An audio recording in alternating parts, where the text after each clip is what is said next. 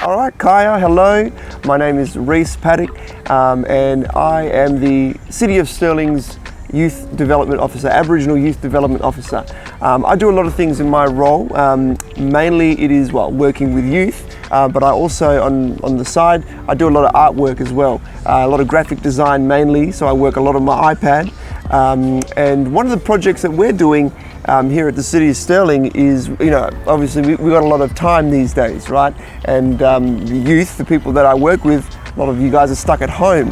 So I suppose something which I thought would be a really good idea was to teach people how to do some traditional Aboriginal artwork on these skate decks here. We've got a whole bunch of skate decks left over from a previous project, so we've got to get rid of them.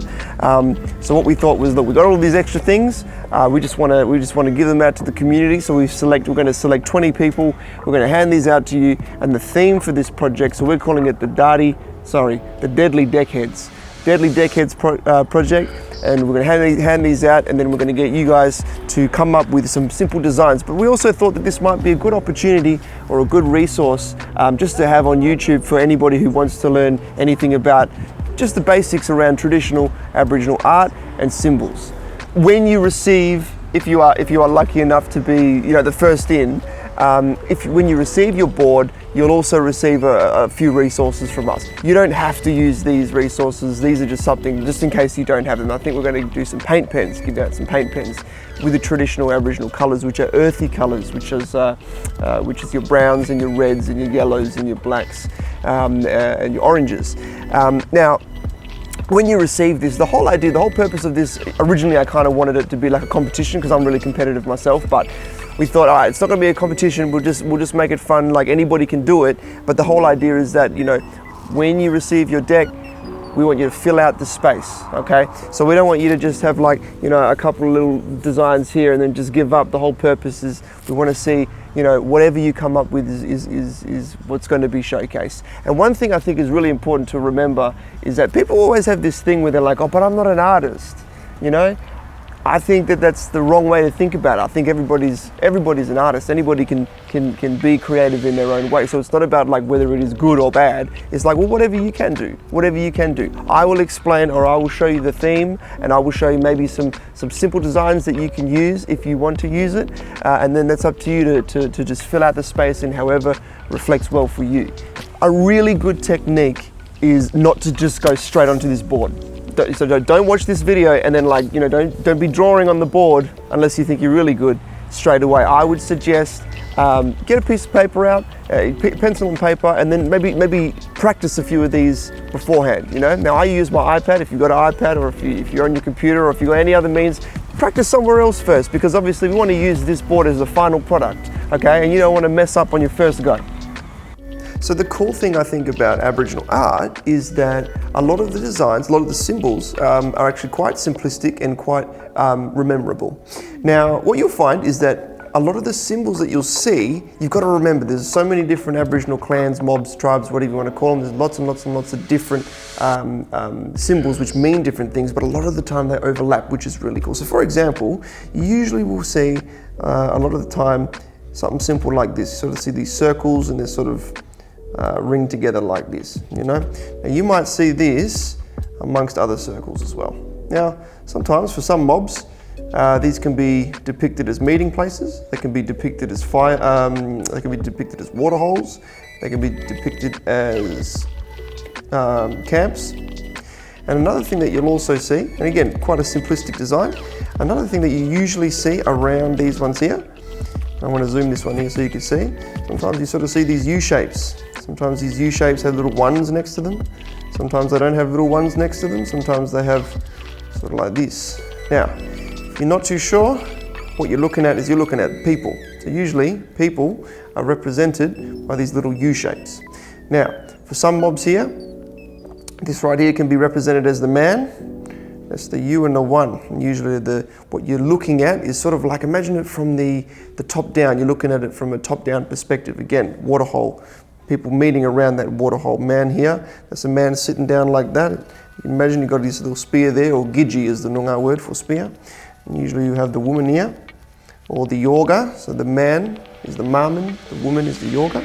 and then sometimes you have little small ones here, and I guess you'll know what those are. Those are your Kulingas, and your Kulingas are your children. Again, the language I'm using here is the Noongar language, but again, there's lots and lots and lots of different Aboriginal languages. But we're not here to talk about languages too much, we're here to talk about symbols. So sometimes you'll see those, sometimes you'll see those.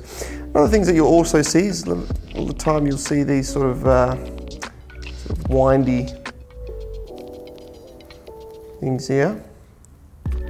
And again, these could simply be represented as pathways usually.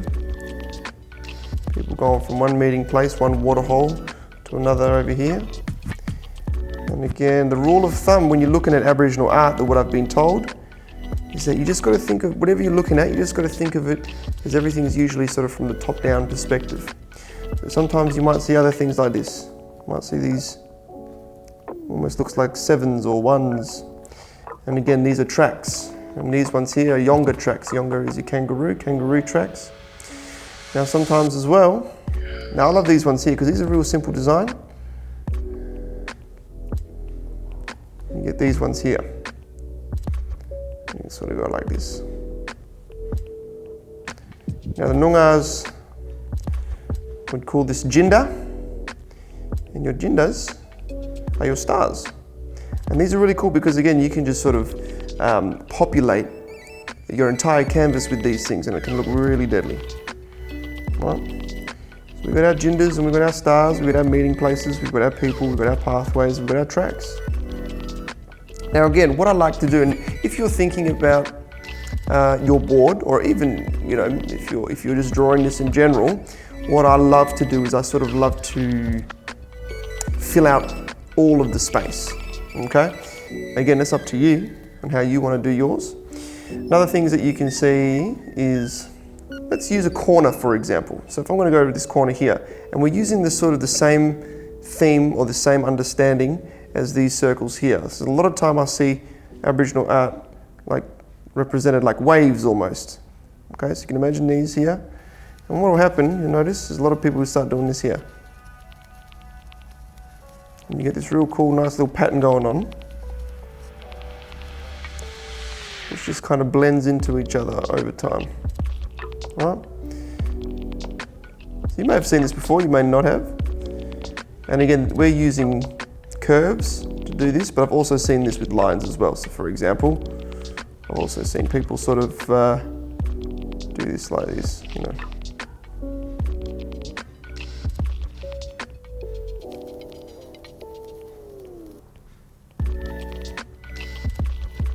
Cool little patterns there, you know, something like that.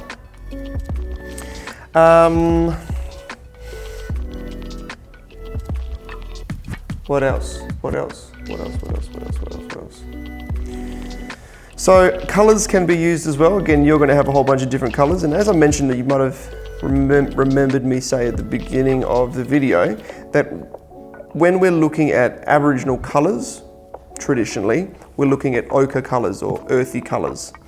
So some of those can be yellows, some of those can be reds, some of those could be oranges. You wouldn't traditionally see many blues or greens, but it doesn't mean you don't have to use them. But again, if we're just sort of sticking to this theme, and just think about the earth, think about the budja. Budja is the Noongar word for country. And think about sort of the earthy colours, and those are sort of the theme that we want to achieve here. Also your whites and your greys and your blacks as well. So if we think about a spectrum, traditionally speaking, these are sort of your earthy colours. Okay, so I've talked about colours, I've talked about very basic waterholes, I'll talk about people, I'll talk about tracks. You know what else you can do? The other kind of tracks you can do your dog, little canine tracks if you wanted to. You've got a cat at home, you've got dogs, these things here. And a lot of the time you'll notice, an interesting theme that I notice with a lot of different Aboriginal artists, is they'll always use tracks as an indicator of where people are going. You know, where are we going? Are we heading towards something, away from something? Are we meeting, or are we going away? So you usually notice a lot of tracks. Again, these can be snake tracks. So the one thing you will also see, which is very, very, very popular with Aboriginal artwork, is you always notice dots, right? So we've got lines and we've got dots, we've got lines and we've got dots. And they're really fun because you can really integrate them to each other. So again, I've sort of shown you the general meeting place right here. But again, you can switch it up a little bit and change those meeting places. Throw a couple of dots in to sort of fill out that space. Again, I'm a very big fan of filling out space. And this is interchangeable with exactly what I've shown you with everything really, right? So again, you've seen that I've sort of done my little pathway here. This could be my river, it could be my pathway. And again, what you can do is you can use dots to fill this out. You can use it in different colors. You can use them on the outside, you can use them on the inside. You continue this all the way through. With the meeting places as well, one thing that I forgot to mention, I always see these sort of things here. And these sort of show perspectives on, or it just sort of fills out, again, more space.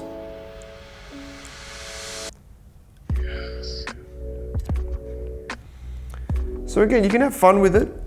The idea is that we're using just a very basic, general, traditional Aboriginal symbols on a skate deck. So really, at this point, I've given you an overview on what you can expect when you're looking at traditional Aboriginal art done on a very modern platform.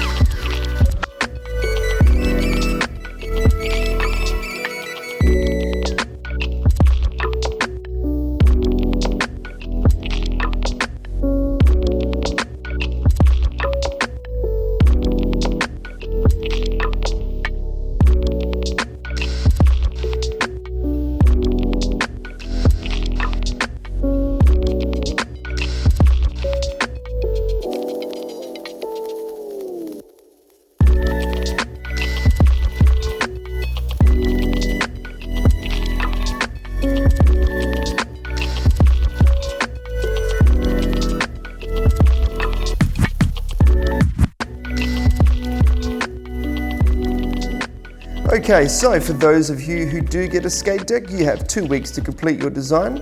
You want to keep that theme deadly. You want to include the Aboriginal art or designs or anything that you think is Aboriginal themed. And once you're finished, just take a picture or take a few pictures of it and then send it to youth@stirling.wa.gov.au, and then that'll come to me and my team and we'll review it, and then we will promote your awesome, amazing, deadly artwork.